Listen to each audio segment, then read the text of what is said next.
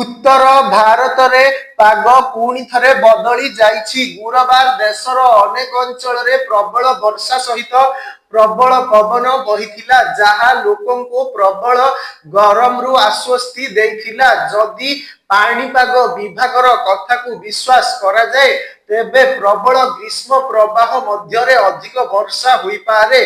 केवल एतिकी नुहे, अनेक राज्य रे गुरुवार रु शुक्रवार पर्यंत वर्षा सहित झड़ वर्षा हुई पारे एवं तापमात्रा रे ह्रास हुई पारे बोली कुहा जाइछि। पाणीपाग विभाग अनुसार आगामी 3 दिन पर्यंत उत्तर भारतर अनेक राज्य रे वर्षा हुई पारे। दिल्ली रे मध्य वर्षा एवं झड़ वर्षार पूर्वानुमान करा जाइछि एवं येलो वार्निंग केवल बुधवार पर्यंत थिला।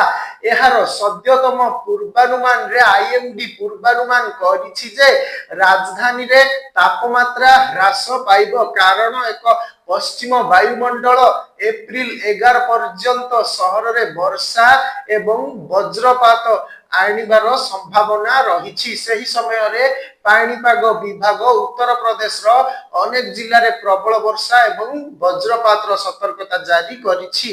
विभाग अनुसार प्रयागराज, प्रतापगढ़, सोनभद्र, मिर्जापुर आदि अंचल रे वर्षा हेबार संभावना थिबा कहिछि पाणीपाग विभाग।